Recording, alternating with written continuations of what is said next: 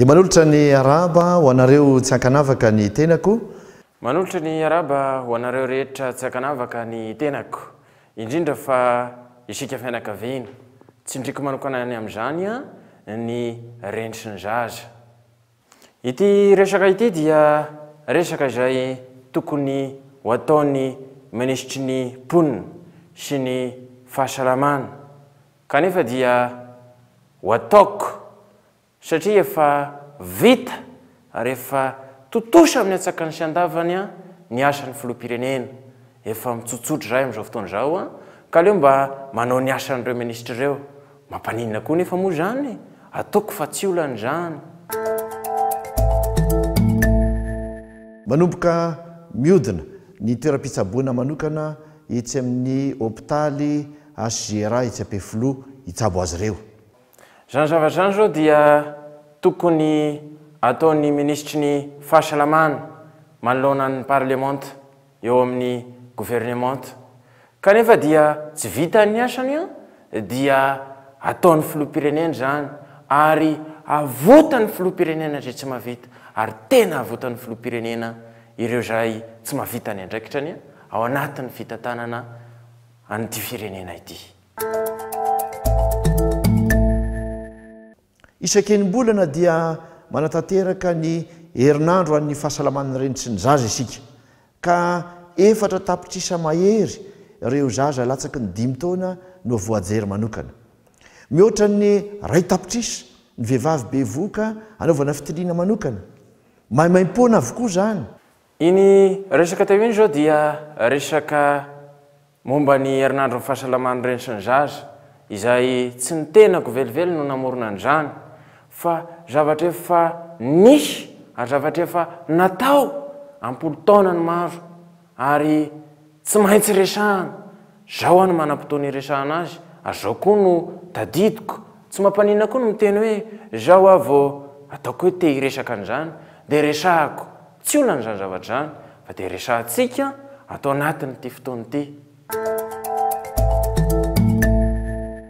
Eniko tokoa ny olana amin'ny vaksiny satria nisy tamin'ireo ankizy no niarambona taoriana ny fanaovana vaksiny.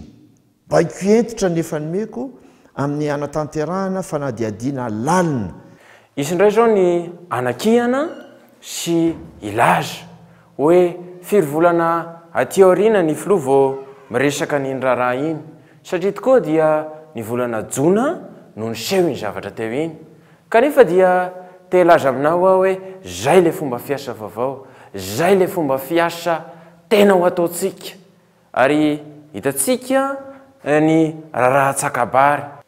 Ohatra zao ny minisitra mponina ny raharaha Antsakabary zay efa tamin'ny volana febroary fa zao mihitsy izy voalasany, zao mihitsy izy vao nivingitra moto nandeha tany Antsakabary.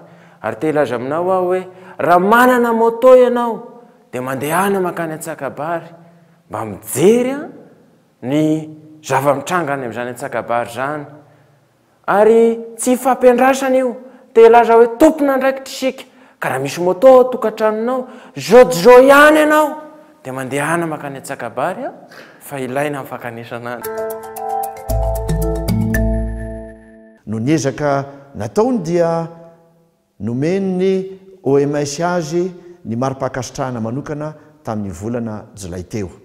Isarana moa i ramatoa izay nahazo aniny marim-pakasitrahana izay avy amin'ny OMS iny.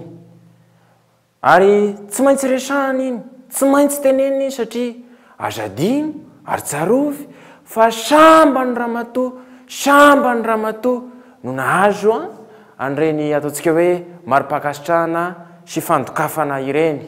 Tao amako dia zava-dratsy, zavatra tsy mendrika no nampalaza sy nampahoraka andramatoa tahaka ny resaka mananasy izay zavatra tena mahamenatra sy tahaka ny ihany koa ny lela vola 20 000 ariary. Reny zavatra reny dia alao hijanona treo fa kosa ny zavatra tsara sy ny zavatra soa izay antokafana andramatoa. Ary adidiko sy andraikitry kosa ny mba mandokandoka andramatoa vadiko. Izy moa no afaka anao an'izany, ianao io ara dia amporosihako ihany koa mba hanao an'izany te afo izy rehefa mahavita zavatra ao anatin'izay rehetrarehetra zay. Dia mametraka ny mandra-piaona sy ny mandra-piresaka ho amin'ny tsy mahaleo ny sampona manaraka indray.